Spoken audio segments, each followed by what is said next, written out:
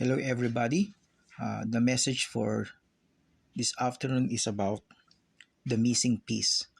I'm starting the series called Missing Piece until the whole November and then the whole December. And the first message for this series is in Isaiah chapter 26, verses 1 to 9. God works through his people. Let us pray first. I pray, Lord, for your wisdom, your guidance and understanding, and that the Holy Spirit will grant us this wisdom that we need, O Lord, in order to understand your word and to really know that the missing piece, O Lord, in everyone's life is the Lord Jesus Christ. And I pray, Lord, that you will speak to us, O Lord, through your word. In Jesus' name I pray. Amen. Let me read the passage first. Isaiah 26, verses 1 to 9. In that day shall this song be sung in the land of Judah. We have a strong city. Salvation will God appoint for walls and bulwarks.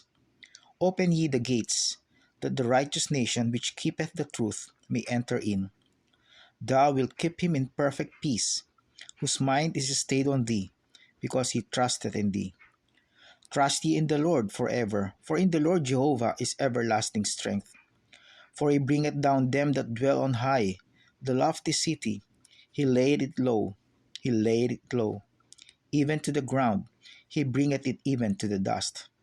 Verse 6, the foot shall tread it down, even the feet of the poor, and the steps of the needy. The way of the just is uprightness. Thou most upright dost weigh the path of the just. Verse 8, yea, in the way of thy judgments, O Lord, have we waited for thee. The desire of our soul is to thy name, and to the remembrance of thee. With my soul have I desired thee in the night. Yea, with my spirit within me will I seek thee early. For when thy judgments are in the earth, the inhabitants of the world will learn righteousness. In this passage, we see the Lord God showing his care for people. And he does not just speak about caring or being concerned about his chosen people, the nation of Israel, but he does something through them. And that's why the title of this message, God Works Through His People. And caring for people means to consider them. It means tending to them, helping them, keeping an eye on their welfare. God is like that. He protects, He provides for His people, and He pays attention to them. He listens to their cries and even to their praises. But caring for people does not only mean the positive aspect of protection, provision, and paying attention. It also entails disciplining them when they need to be corrected, lest they harm themselves or others. So that's why God, in His caring and concerned actions through His people, He disciplines them when they need some correction because God doesn't want any harm or trouble to happen to His people. The present scripture passage that I've read consists of a song that will be sung in the day that the Messiah, the Lord Jesus Christ, establishes His kingdom on earth. And we see here that God always acts for the benefit of His people, those people who truly believe in Him and who live righteously for His name.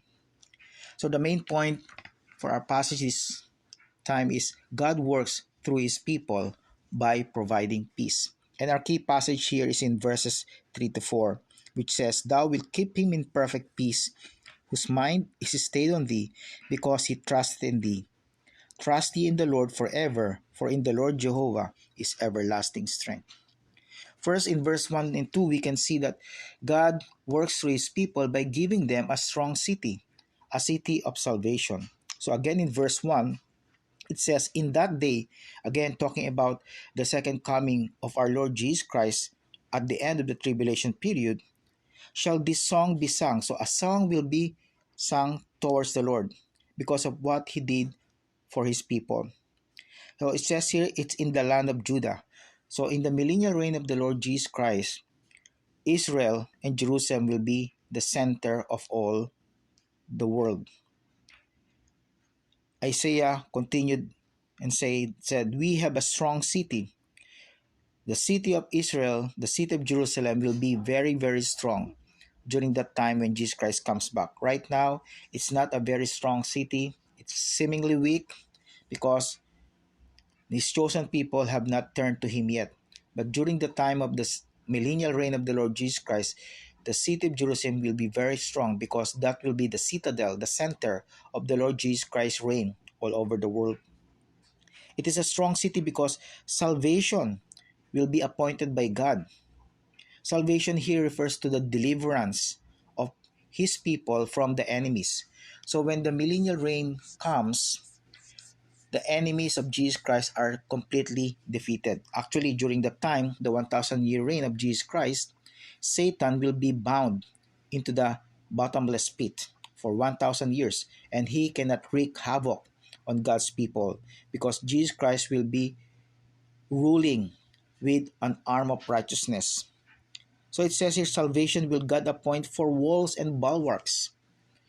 Walls and bulwarks or fortresses are symbols of defenses against the enemy. But here, Jesus Christ did not need to have these walls and bulwarks during his millennial reign because everybody, especially his own people, will be delivered from their enemies. So, because the city of Jerusalem during that time will be a strong one and will be delivered from their enemies, the Lord God is calling all people to come in through the gates of Israel, through the gates of Jerusalem. That's why the command here is, open ye the gates, that the righteous nation which keepeth the truth may enter in. So it's very important to note here that the invitation was only for the righteous nation, the righteous group of people, the people who believed and trusted in the Lord God himself, and especially through Jesus Christ. And this righteous nation or righteous group of people, they keep the truth. And that's the characteristic of people who are righteous in the eyes of God. They keep the truth. They guard the truth. They protect the truth. They know that the Word of God is the only truth that matters to them. And these people, as they entered the gates of Jerusalem, they were entering a city which is a physical city. And I remember Abraham, when he was called by God from the land of Ur to go to the land of Canaan, has this desire also to enter that city, but in the very far future, he's really desiring a heavenly city. And Hebrews 11, chapter 11, verses 13 to 16 said, "These all died in faith, not having received the promises, but having seen them afar off, and were persuaded of them and embraced them and confessed that they were strangers and pilgrims on the earth." So he's referring to Abram, Sarah, and all the other people of faith in Hebrews 11. They have not received the promise that Jesus Christ will be coming as their Messiah, but they have seen this promise of the Messiah from afar. Nevertheless, they believed, they were convinced, they trusted that God will fulfill his promise. And not only that they were convinced, they embraced the truth, the promise from the Lord God. And it's very important for all of us also, modern day believers, as we know the truth of God's word, that we ought to be convinced also. We ought to embrace and welcome the word of God as it is, as the word of God. Because many people nowadays, even Christians, have some kind of doubts and skepticism about the truthfulness of the Word of God. The Word of God is, as it is said, the Word of God. He fulfills all His promises. And Abraham and all the people in Hebrews 11, they believe the promise of God, even though they have not received them. And because they were convinced and they welcomed the promises of God, they confessed, they agreed with the Lord God Himself that they are only strangers and pilgrims on the earth. That means they do not believe that this earth is their permanent dwelling place, their permanent abode. They believe that they were only passing by and passing through this world. They were desiring for a better country, a better nation, a better city. And that's what the next passage says. For they that say such things declare plainly that they seek a country. And truly, if they had been mindful of that country from whence they came out, they might have had opportunity to have returned. So they were looking for a country which is much, much better from their original country, which was the land of Ur, or whatever city or country they have come from. If they are always focused on that country, they could have gone back. But these people of faith, they are focused on the future heavenly city. That's why it says here, but now they desire a better country. That is unheavenly. The country, the nation, the place that we are in right now is an earthly place. This will be destroyed according to Second Peter. The heaven and the earth, the heaven that we see, the second heaven that we see, the universe, and the earth that we live in will be completely destroyed by the Lord God. And He will recreate a new heaven and a new earth. And that's what they are desiring, these people of the whole faith. They're desiring for a better country which is heavenly. Wherefore God is not ashamed to be called their God, for He had prepared for them a city. You know, my brethren, God is not ashamed to be called our God. He is preparing for us a city. Even Jesus Christ told His disciples, He will go after some time, but He is preparing a place for every believer and follower of Him. And that place is the house of the Father, which is heaven. And that is a great city that cannot be compared to the place that we are living in right now. This is a perfect heavenly city that God is preparing for all His people. And that's why we need to always have that focus and fixation of our eyes on that heavenly city. The heavenly city that is our inheritance, the inheritance of the righteous people. Secondly, in verse 3, we see that God gives His perfect peace only to those who trust in Him. Thou wilt keep him in perfect peace, whose mind is stayed on thee, because he trusted in thee. So God gives only this kind of perfect peace to only one group of people, those whose minds are focused, fixed, leaning, depending, and trusting in Him and Him alone. You know, peace is not just the absence of conflicts. Peace is the presence of the Lord Jesus Christ in your life, in our life. Peace starts with the mind. The battle for peace starts with our minds. And that's why we need to deal with our minds. That's why the Apostle Paul in Colossians chapter 3 tells us that we ought to focus our affection, our mind, on things that are heavenly rather than things that are earthly. Because everything that is earthly is temporary. It will vanish very soon, but anything that is heavenly will be forever and everlasting. John 14 verse 27, the Lord Jesus Christ said, Peace I leave with you, my peace I give unto you. Not as the world giveth, give I unto you. Let not your heart be troubled, neither let it be afraid. Only Jesus Christ can give us this perfect peace. In the Hebrew, it's called perfect peace because shalom is mentioned twice. So when we translate it into Hebrew, it will say shalom, shalom, or in transliterated English, it will be peace, peace. That's why it's perfect peace. It's the peace that can only come from God Himself. The source of this perfect peace is God. And we can have that peace when our minds are dependent on God alone. And how do we know that our minds are dependent on Him alone? We trust in Him. We entrust our lives. We entrust our souls. We entrust everything that we have. We entrust our family, our loved ones, and even everything that we have right now. We let Him dictate. We let Him control everything that we do. And that's why we don't have that much peace right now. Because sometimes we want our own way. And if we start having our own way rather than God's way, then we can never have this kind of perfect peace. But of course, that perfect peace cannot be ours right now because we are still here in this flesh. We are still sinful. We still commit sins against the Lord God. But for the meantime, we can still have the peace of God, the peace of the Lord Jesus Christ. He said, "Let not your heart be troubled. Do not be anxious. Do not worry. Do not be fearful. Do not be scared of what's going to happen in the future." Why? Because He has given us the peace that passes all understanding, the peace that will guard our hearts and minds through Christ Jesus Christ. There are three different kinds of peace mentioned in the Bible. First is the peace with God. In Romans 5:1, the Apostle Paul said, "Therefore, being justified by faith, we have peace with God through our Lord Jesus Christ." Peace with God means being restored, being reconciled in our relationship with God.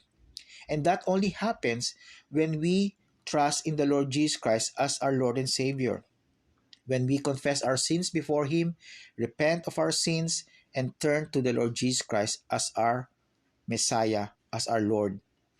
And at that moment that we have peace with God, we are also made righteous, declared righteous by grace through faith in Jesus Christ alone, not of works, lest any man should boast. And after the peace with God, as we go along and walk with the Lord Jesus Christ day in and day out, moment by moment, we attain the peace of God, which the Apostle Paul said in Philippians 4:7, "And the peace of God which passeth all understanding shall keep your hearts and minds through Christ Jesus Christ." So, peace of God is so important. We cannot have the peace of God unless we are at peace with God. The peace of God is the second step of the peace that God is giving us after having peace with Him. And lastly, after the peace of God, we will have the God of peace. We will experience the God of peace. Philippians 4:9 says, "Those things which have both learned and received and heard and seen in me." So those things that we learn, those things that have been taught to us, those things that we have experienced, the Apostle Paul says, do them, apply them, carry it out in your life. Act on them, on those things that you learn. So doctrine or teaching should translate into practice. Our preaching should translate into practice. The truth that we learn, the knowledge, the information that we attain from the Word of God should be applied into our daily life. And then the promise is that the God of peace, His presence will always be with us. So it's very important for all of us and for all of you, especially if you have not trusted Jesus Christ as Lord and Savior, you need to have peace with God first. Once you have that peace with God, then you can have the peace of God. And then you will experience the God of peace and His presence at all times in your life. Thirdly, we see here also in verse 4 of Isaiah 26 that God provides a solid foundation for life. Verse 4 says, "Trust ye in the Lord forever, for in the Lord Jehovah is everlasting strength." So the command is to trust, to put our dependence, to be confident, to be bold, and to be secure only in the Lord. For how long? Forever. That means everlasting. And this commands consistency. This commands constancy. This commands a day to day, moment by moment, walking with the Lord, depending on Him. And why do we trust in the Lord forever? Because the Lord Jehovah is everlasting strength. In Him is everlasting strength. He is the rock. The word strength here is actually the rock. He is the rock. He is someone that cannot be moved or be shaken. You know, a rock, a big rock, cannot be moved or shaken even by people, even by muscular people. It's hard to move it. God is like that rock. He is not shaken. He is not moved. He does not panic because He is a perfect God. He knows everything. He is all powerful. He is all knowing. He is omnipresent. He is everywhere. And here in verse 4, we see that God provides a solid foundation for our life. He is the rock. And I remember here in Matthew 7:24-27, the parable mentioned by the Lord Jesus Christ regarding the wise man and the foolish man. And He made a contrast between these two kinds of people. So let's read it. Therefore, whosoever heareth those sayings of mine and doeth them, I will liken him unto a wise man, which built his house upon a rock. And the rain descended, and the floods came, and the winds blew and beat upon that house. And it fell not, for it was founded upon a rock. So, this person, the wise man, is called wise because he has established his life, he's founded his life upon a rock, and that is the Lord Jesus Christ. And what is this foundation? The Word of God in his life. He made the Bible, the scriptures, as the basic foundation of his life. And it's not enough just knowing the Bible. He applies into his life what he has learned from the Word of God. And that's why when storms come, when troubles come, when problems come, he was not anxious, he was not panicking, but he remained standing firm because his foundation was the Lord Jesus Christ and his teachings, and he applied every knowledge and information that he learned from God. How about the foolish man? The foolish man is completely opposite. Everyone that heareth these sayings of mine and doeth them not shall be likened unto a foolish man, which built his house upon the sand, and the rain descended, and the floods came, and the winds blew and beat upon that house, and it fell, and great was the fall of it. So the foolish man heard also the word of God, but the problem is that he did not apply what he has learned. He heard the word of God, but he did not obey the word of God. And that's why his foundation was not upon the rock, but upon the sand. It's just basic knowledge, it's just head knowledge. No transformation in the heart, no application of what he has learned. So when the rain descended, when storms come, when troubles come, when big problems came, what happened to his life? It was a great disaster. His life was destroyed because his foundation was upon the sand rather than upon the rock of Jesus Christ's teaching and applying them. In Psalm 62 verse 1 and 2, truly my soul waiteth upon God, from him cometh my salvation. He only is my rock and my salvation. He is my defense. I shall not be greatly moved. When we trust in the Lord God, who is our everlasting strength, our rock, we learn to wait upon him. And waiting is a very important part of our foundation, depending on God's teachings and its application in our life. When we know that the Word of God is true and God will fulfill all His promises, we will learn to wait patiently. Because we know that sometime soon, our salvation, our deliverance will come from Him. So it's not only about our salvation from sin or forgiveness of our sins so that we can go to heaven, but deliverance from daily troubles, deliverance from anxiety, deliverance from anything that can bother us and distract us from our faith in the Lord God. Remember, God is our rock. He can never be moved. He is the one who is our defense, our guard, our soldier, our warrior. And because all those things are true of God, we can say, just like the psalmist, I shall not be greatly moved. I shall not panic. I will not be shaken because my confidence is the Lord and God can never be moved. I hope and pray that this is also your testimony as you continue to trust in the Lord God despite the presence of conflicts and troubles in your life. Number 4, we see also in this passage in verses 5 to 6 that God humbles the proud and brings down the arrogant to the dust. For he bringeth down them that dwell on high, the lofty city he laid it low. He laid it low even to the ground. He bringeth it even to the dust. The foot shall tread it down, even the feet of the poor, and the steps of the needy. So we see here a basic teaching from the Word of God that those who are arrogant, especially in this context, the enemies of Israel, will be put down by God. And even these people who are lofty, exalted, or arrogant towards God and His people will be tread down. By whom? By the poor people, by the needy people. The poor and the needy people are people who are dependent and humble before God. The humble will be much more powerful than these so-called arrogant and boastful people.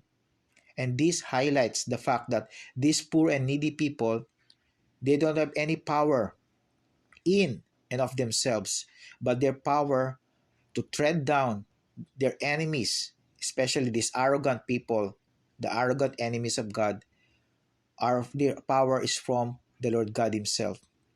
In Proverbs 15, verse 25, it says, "The Lord will destroy the house of the proud, but He will establish the border of the widow."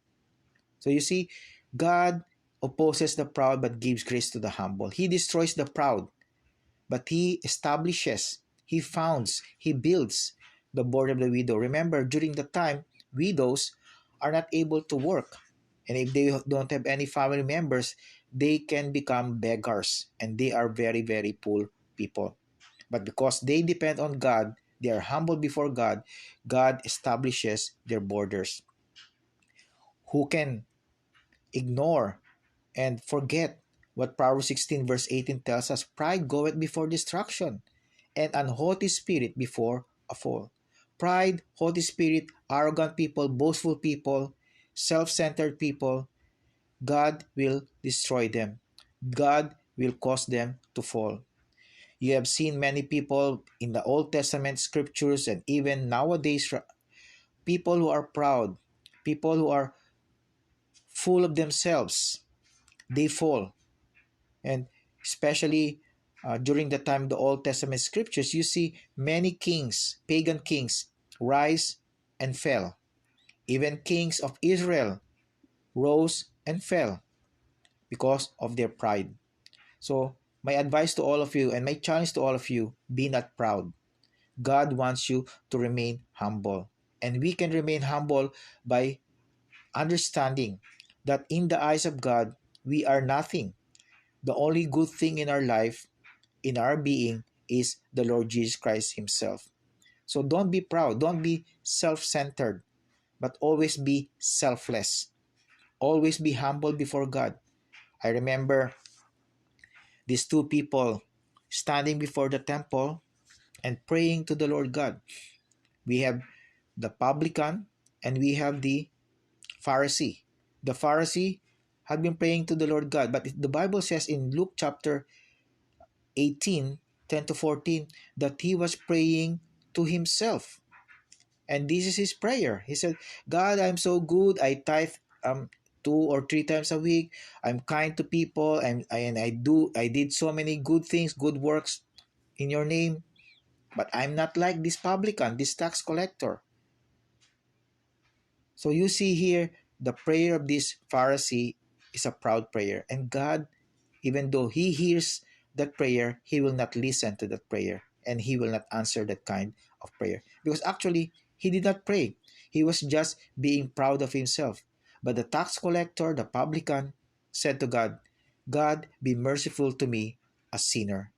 That's what God wants from all of us, to beg for His mercy, to plead for His loving kindness upon our life. He wants us to be humble. Isaiah chapter 2 verse 17, and the loftiness of man shall be bowed down. Lofty means exalted position. And the haughtiness of man, their arrogant behavior, shall be made low. And the Lord alone shall be exalted in that day. God doesn't want anybody to be proud, because only God should be magnified, to be enlarged, to be lifted up in any time, in any part of our life.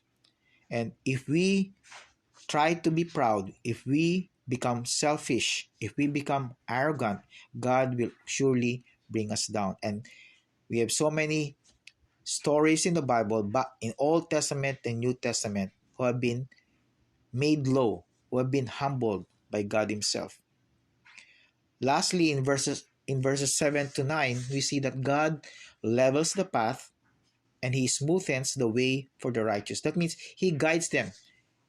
That even though there are some stumbling blocks and obstacles and hurdles to pass through as they walk the life of a believer in the Lord Jesus Christ, God guides them and gives them the right direction. So we see in verse 7, the way of the just is uprightness. Thou most upright, does weigh the path of the just. So who is the most upright? Of course, this is the Lord God. He weighs, He evaluates, He examines our path as righteous people in the eyes of God. Verse 8, yea, in the way of thy judgments, O Lord, have we waited for thee. So who are these righteous people who are being guided by God? They are obedient to the judgments, to the teachings, to the commandments of the Lord. And they were waiting for Him and Him alone. Further on, he said, the desire of our soul is to thy name. The desire of these people is always for the name, for the glory of the Lord God. And how about you? Are you always desiring for God's glory to be shown in your life? Are you obeying and waiting for God and God alone? Now in verse 9 it says, with my soul have I desired thee in the night. Have you been desiring God even in the night when you are retiring in your bed? Do you desire Him? Do you think about Him? Or when you are not able to sleep, do you count the sheep or do you talk to the shepherd? Yea, with my spirit within me will I seek thee early. When you wake up in the morning, early in the morning, do you seek Him first? Or do you think about your plans for the day? Do you think about what you're going to eat, what you're going to buy, without any bothering to think about how God can direct you all throughout the day? The prophet said, my spirit within me will I seek thee early. The word early here actually does not only mean early in the morning, but also earnestly, eagerly. So there is that desire to not only wake up early in the morning, but also to talk to the Lord, communicate with the Lord, to meditate on His word. For when thy judgments are in the earth, the inhabitants of the world will learn righteousness. In Psalm 16 verse 11, the psalmist said, thou wilt show me the path of life. In thy presence is fullness of joy. At thy right hand there are pleasures forevermore. So he is confident that God will always show him the path of life. God will never commit a mistake or lead His people to mistakes. In thy presence is fullness of joy. Not only are we guided by God, by the power of the Holy Spirit, but He gives us full joy because of His presence and His guidance upon our life. And as we follow Him, there are pleasures forevermore. In Psalm 23 verse 3, the, the most famous Psalms probably in the whole Bible, He restored my soul, He leadeth me in the paths of righteousness for His name's sake. First, He restores our soul. As we go along in this walk of life, there are times that we'll be discouraged, disappointed, frustrated with people, with ourselves, and with so many other people around us. But He restores our soul. He gives us more energy when we are burning out. And not only that, He guides us into the righteous directions. He's not going to lead us into the wrong direction because His name's sake is on the line. He wants His name to be magnified and be glorified. In Proverbs chapter 2, verses 6 to 9, King Solomon knew that the Lord is the only one who can give wisdom. Out of his mouth cometh knowledge and understanding. He layeth up sound wisdom for the righteous. He is a buckler to them that walk uprightly. He keepeth the paths of judgment, and preserveth the way of his saints. Take note of that. He preserveth the way of his saints. He protects us. He guards us. He keeps us in the palm of his hands. Then, what will happen as He directs us into the right direction? Then shalt thou understand. Then we will be able to understand what righteousness is, what judgment is, what equity is. We will know every good path. So, in conclusion, I want you to read again Isaiah 26 verses 3 and 4 and change the pronouns here into your name. For example, thou wilt keep him, I'll say my name, Allen. Thou wilt keep Allen in perfect peace, whose mind is stayed on thee, because Allen trusted in thee. And then verse 4, Allen, trust ye in the Lord forever, for in the Lord Jehovah is everlasting strength. Because when we personalize these passages, because simply God is talking to us when we read this word, we can replace the pronouns there with our names, and that can make the word of God more personal and more relevant into our life. So what do we do in response to what God has been doing in our life? He gives us peace, He gives us direction, He gives us a strong city, a city of salvation. So what do we do in response to what He has done to us? First, give thanks to the Lord in everything. First Thessalonians chapter 5 says, in everything give thanks. Whether you're encountering problems or encountering so much achievements in your life, either you're joyful or sad, give thanks to the Lord. Tell Him that He has done so many good things in your life, and the good things will always outweigh the not so good things that are happening to your life. So give thanks to the Lord. Secondly, cry out to the Lord at all times. Any moment, whether you have a small problem or a big problem, always cry out to Him. He wants His people to always talk to Him, to cry out to Him, to beg, to plead for His love and mercy. And lastly, the Bible says here, the reminder for all of us is obey His word and eagerly wait on Him. Obey His word and eagerly wait on Him. It's not enough that we have had knowledge. We need to apply what we have learned. And as He promises that He's coming back very, very soon, we need to have that expectant, waiting, and patient expectation that He will come back. He may be delaying His return, but there's no real delay because He did not tell us in the Bible when He is coming back. But that's a certainty. Surely, Jesus Christ will come back very, very soon. So for the meantime, what are you doing to prepare for His second coming? What are you doing in your workplace? What are you doing in the ministry that God has called you into? Are you telling people about Him? Are you pointing people to the Lord Jesus Christ so that they too can be saved? That's what we need to do right now. As we give thanks, as we cry out, as we obey His word, He wants us to teach all nations, to preach the gospel to every creature. What is the gospel? The gospel is that Jesus Christ died and was buried and rose again on the third day, according to the scriptures. Tell every person that you meet this week, whether you talk to them on the phone, you meet them in the grocery stores, or you talk to them in the school campuses, or wherever you are, always make it a point to tell about the Lord Jesus Christ and how He has blessed you in your life. Let us pray. Father in heaven, thank you so much for this scripture that you've given us this day. I pray, Lord, that you will help us, Lord, to apply what we have learned so far. Help us, Lord, to be thankful for everything that you have done in our life and everything that has happened in our life, whether good or not so good, Lord. Help us to be thankful beings. Lord, I pray also that we will cry out to the Lord at all times. Whether we have a small problem or a big problem, it will be our habit and discipline, Lord, and a constant part of our lifestyle to always talk to you.